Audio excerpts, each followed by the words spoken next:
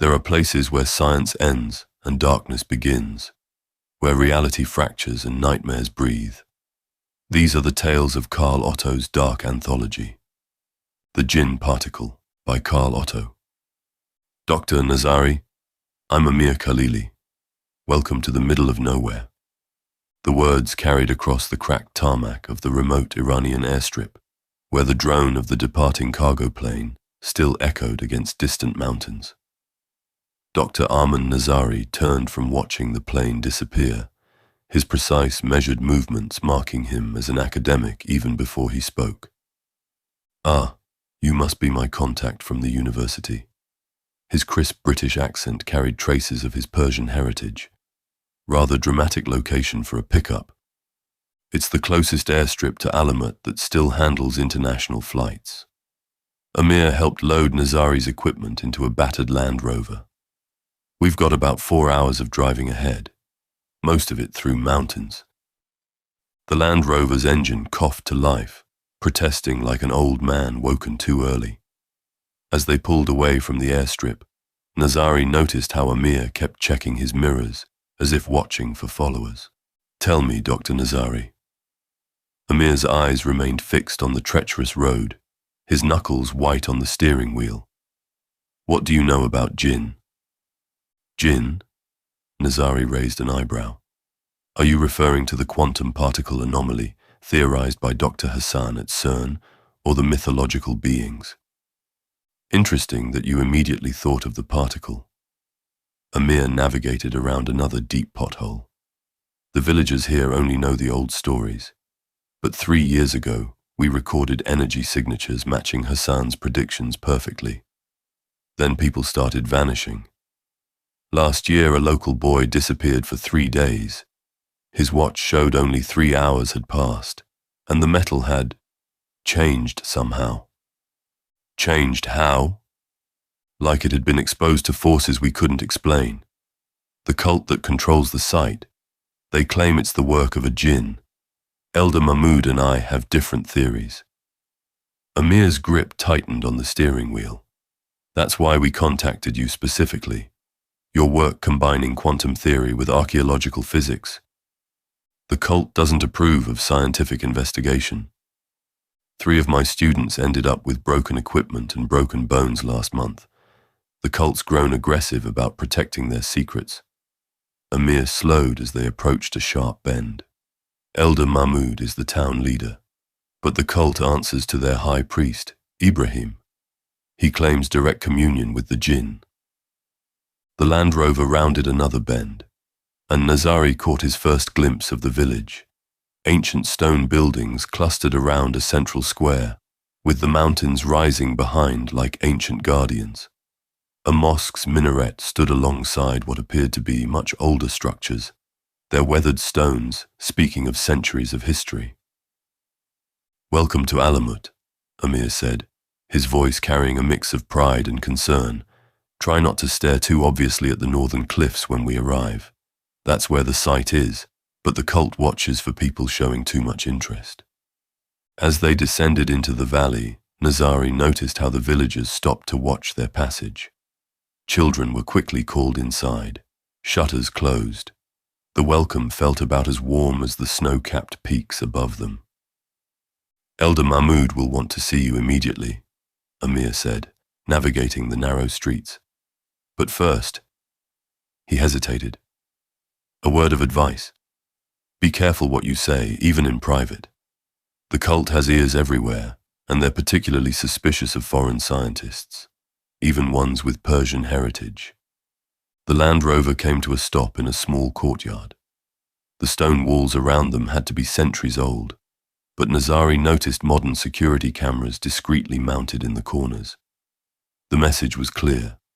Tradition and technology coexisted here, but tradition held the upper hand. "Ready?" Amir asked, killing the engine. Nazari nodded, though he couldn't shake the feeling that he was walking into something far more complex and dangerous than a simple scientific investigation. The heavy wooden door ahead of them opened, revealing an elderly man whose bearing suggested both authority and worry. Elder Mahmoud had been expecting them, but from his expression, he wasn't bringing good news. "Welcome to my home," the elder said in perfect English, though his accent was thick. "Please, come inside quickly. The sun will set soon, and it's best not to be seen consulting with outsiders after dark." Inside, the house blended old and new, ancient carpets alongside modern communications equipment, traditional tapestries near sophisticated monitoring devices. Elder Mahmoud gestured them to sit on cushions around a low table. "Circumstances have changed since we contacted you," he said, glancing at Amir. "The high priest visited this morning. The site is now closed to all outsiders, no exceptions. He claims the Djinn itself has demanded it." "That's impossible," Nazari started, but the elder raised a hand. "In this place, Dr. Nazari, be careful what you declare impossible." His eyes held a weight that made Nazari's scientific certainty waver. "I've seen things that defy every natural law you know. The cult may interpret these phenomena through superstition, but do not mistake their beliefs for lies." The elder retrieved a small box from a nearby shelf. Inside lay what appeared to be a simple wristwatch. "This belonged to the last scientist who ignored our warnings. Look at the metal." Nazari examined the watch. The stainless steel case had changed. Where there should have been metal, a transparent substance had formed, crystalline in appearance but weighing almost nothing. When he tapped it against the table, it rang like crystal but didn't break. The transformation was so complete, it was as if the metal had never been metal at all. "The molecular structure appears to have undergone some kind of quantum phase transition," Nazari said, his scientific mind struggling. "But this level of transformation would require enormous energy, and the precision—" He shook his head. "I've never seen anything like this. Which is precisely why we need to investigate properly," he continued, setting the watch down. "If something is causing matter to transform at the quantum level—" "We've arranged a meeting with Ibrahim tomorrow morning," Elder Mahmoud interrupted. "Perhaps we can convince him that a scientific study would benefit everyone." His tone suggested little hope. "Until then, Amir will show you to your quarters in the research building." "Rest well," the elder said as they rose to leave.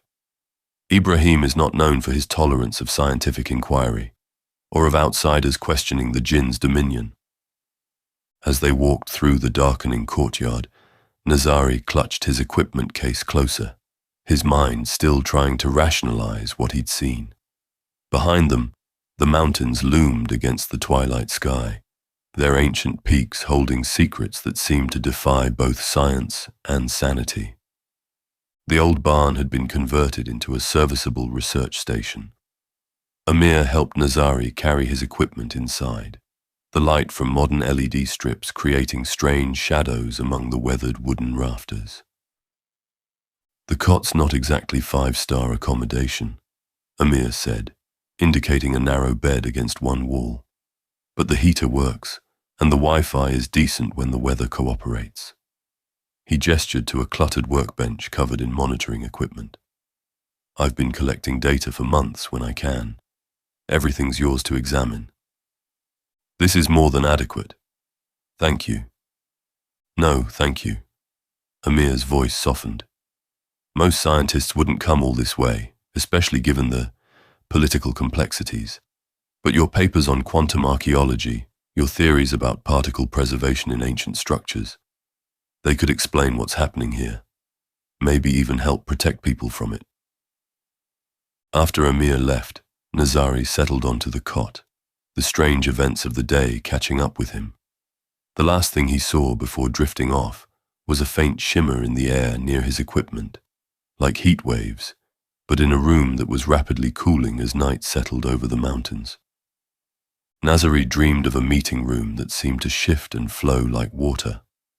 A man in traditional clothes, but with oddly modern mannerisms, stood at a window, his silhouette stretching unnaturally far along the ground. "Your instruments cannot measure what dwells here," the man said, though his lips didn't move. Nazari somehow knew this was Ibrahim. A final image burned itself into his mind. A humanoid figure made of smokeless fire, but with ancient eyes. The particle and the being are the same, the figure said, its voice reverberating through Nazari's bones. That's what everyone misunderstands. He woke gasping for air, his heart pounding. The barn was dark and cold, but for a moment he could have sworn he saw an invisible distortion floating in the air. Outside, the first hint of dawn was touching the mountain peaks, and somewhere in the village, a muezzin began the call to morning prayer.